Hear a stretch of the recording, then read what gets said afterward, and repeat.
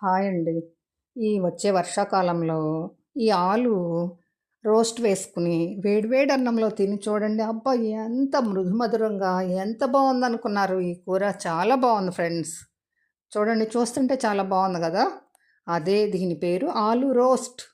దానికోసం మంచి బంగాళదుంపలు ఒక ఐదో, ఆరో చక్కగా చాలా తెల్లగా ఉన్నవి చూసి తీసుకోండి. గ్రీన్ కలర్‌లో ఉన్న దుంపలు రుచిగా ఉండదండి. లోపల తీపిదనం గానీ, లేదా ఒక విధమైన ఆహ్, బంక గానీ వస్తదనమాట. అదే జిగట.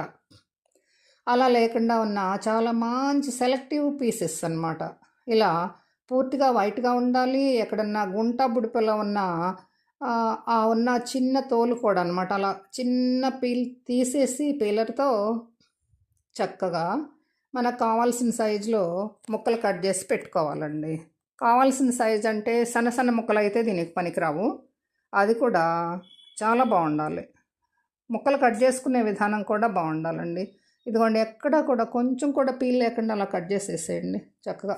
అలా తీసేసి ఇంకా నెక్స్ట్ ఎలా కట్ చేయాలంటే, అదిగోండి, 2గా చీల్చుకుని దాన్ని 2 గీట్లు పెడితే అలా వస్తాయన్నమాట. అప్పుడు రౌండ్‌గా కావాల్సిన పరిణామంలో పెద్ద బంగాళదుంప ముక్కలు వస్తాయండి.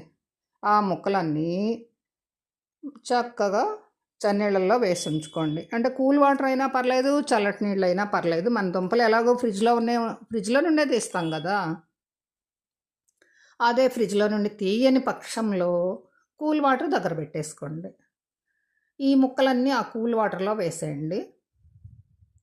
ఏంటంటే దీనికి ప్రత్యేకమైన ప్రాసెస్ ఏంటంటే, అన్నీ కూడా చక్కగా రౌండ్‌గా కట్ చేసుకుంటేనే ఈ కూర చూడటానికి చాలా అందంగా ఉంటదనమాట.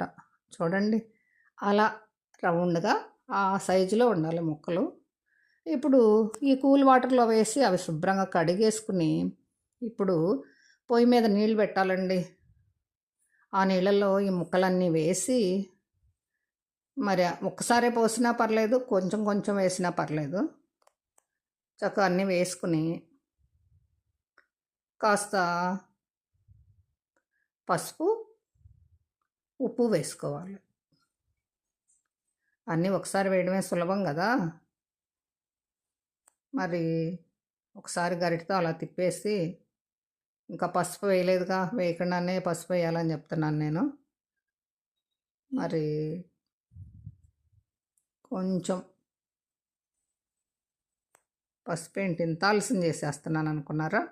గట్టిగా ఒక పెద్ద స్పూను పసుపు వేసేసుకోండి. ఎందుకంటే కలర్‌ఫుల్‌గా చాలా అందంగా కనిపించాలంటే ఈ పసుపేనండి వేసుకోవడం. అంత ఉప్పు వేసుకోవటం. ఉప్పు కూడా సరిపడా వేసేయడమే ఎప్పుడు. అంటే తర్వాత కూడా వేయాలనుకోండి. వేసి వీటిని బాగా తెరలనివ్వాలి. బాగా అంటే కొంచెం కాదు, బాగా. దాదాపుగా ఉడికేసినియి అనే అంత బాగా తెరలనివ్వాలండి. అయితే ఈలోపు మనం ఈ బెంగాలీ మిర్చి మసాలా కోసం అన్ని మిరియాలు, కొంచెం అన్ననమాట. దాదాపుగా ఒక 15, 20 మిరియాలు, మరి కొన్ని ధనియాలు.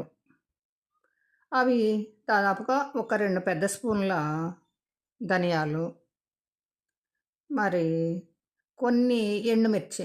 తర్వాత మనం కారము కొంచెం ఎక్కువేసుకోవాలో, తక్కువేసుకోవాలో నిర్ణయించుకునే దాన్ని బట్టి కొన్ని ఎండుమిర్చి కూడా వేసి ఉంచుకోవడం. ఇదిగోండి, ఇంకా మళ్ళా తెర్లుతున్నాయి చూడండి. ఇంకా బాగా తెర్లిన తరువాత అప్పుడు అవి వడకొట్టుకోవాలనమాట. ఈలోపు మనం మిక్సీకి వేసేద్దాం. ఆ మసాలా బెంగాలీ మిర్చి మసాలా మిక్సీకి వేద్దాం. చూడండి, ఇవి చూడండి ఎలా తెరులుతున్నాయో. తెరిలినాయి కదండీ! ఇంకా బాగా తెరలాలి. ఆ తర్వాత వడేయాలనమాట. సరే, సరే. అయితే అదిగోండి, చూడండి, ఇంకా బాగా తెరలి పొంగులొస్తున్నాయి. ఈ టైంలో ఇది ఎలా ఉంటుందంటే ముక్క మీకు పట్టుకోగానే అర్థమవుతది. ఓహ్! చాలు, ఈ పాళల్లో చాలు. తర్వాత మనం రోస్ట్‌కి పనికొస్తది అనుకున్న టైంలో, అలాంటి తరుణంలో దాన్ని వడకొట్టుకోవాలండి. గట్టిగా వడపోసేసి ఇప్పుడేం జేయాలంటే చన్నీళ్ళలో పోయటం గానీ అలా చేయకూడదు. వీటిని ఫ్యాన్ కింద ఆరబెట్టేసుకోండి.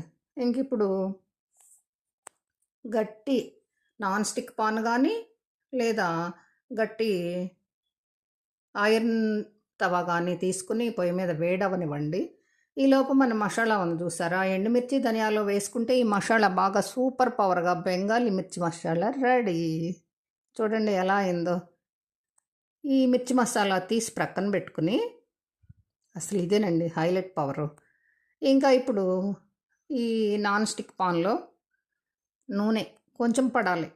కొంచెం అంటే రోస్ట్ అండి. మనం చేసేది దుంపల రోస్ట్ అనమాట. బంగాళదుంపల ఆలు రోస్ట్ అంతే. బంగాళదుంపలంటే మా ఏరియాలో అంటాం. రైస్ రిచ్ బ్రౌన్ అనమాట. Rice brown. అంటే ఇది ఎలాగో తవుడు నూనె కదా! వచ్చేసింది. మాట తప్పుపోయింది. అయినా నేను ఇదే పెట్టేస్తున్నాను. మీరు వెక్కిరించుకుంటే వెక్కిరించేసుకోండి. అయితే ఒక 7, 8 వెల్లుల్లిపాయ రెబ్బలండి. వాటిని అంటే మెత్తగా నూరటం గాని అలా ఏం చేయొద్దు. వాటిని అలా మరి చిన్న రోలుతో అలా వెనక భాగం పెట్టి కొంచెం అలా కొట్టేయండి.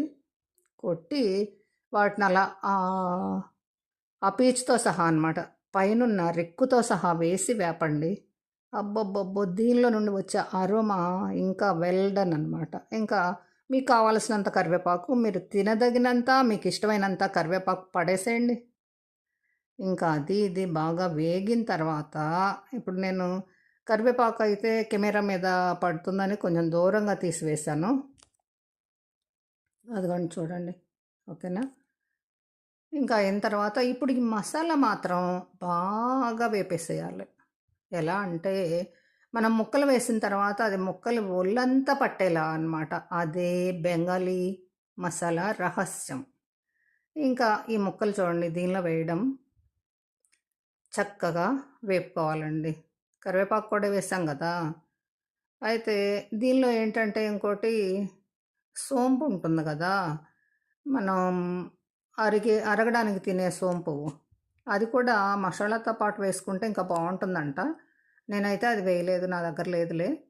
అది కూడా వేసుకుంటే ఇంకా బావుంటుందన్నారు. చూడండి ఇది ఎంత బావుందోనండి ఈ కూర. నేను తిన్న తర్వాతే దీనికి డబ్బింగ్ జెప్పి మీకు అప్‌లోడ్ చేయబోతున్నాను. చూడండి. సాల్ట్ కూడా వేసుకోవడం. మీకు ఏం చేయమంటే రోస్టే కానీ ఇది బాగా రావాలి అంటే కాస్తంత ఉప్పు, కారం వేసిన తర్వాత కాసేపు వేపుకుని బావుంది. ఆహా!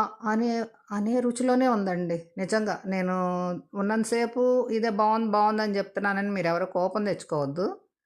అయితే దీనికి ఒకవేళ మీకు లోపల రోస్ట్ కాకుండా కొంచెం మెత్తగా ఉన్నా పర్లేదు అనుకుంటే దానికున్న లిడ్ ఒకసారి అలా పెట్టేసేయండి. తర్వాత 10 నిమిషాల తర్వాత ఇంకా మొత్తం స్ట్రక్చర్ అంతా పూర్తిగా మార్పనమాట. ఇలా రెడ్‌గా ఎంత బావుందో చూడండి ఫ్రెండ్స్. కదా! ఓకేనా? Bye friends. ఇంకా నా కూర సూపర్ హైలైట్‌గా వచ్చిందండి. తిని చూసాము. నెయ్యి వేసుకుని అన్నంలో తినండి. Bye friends.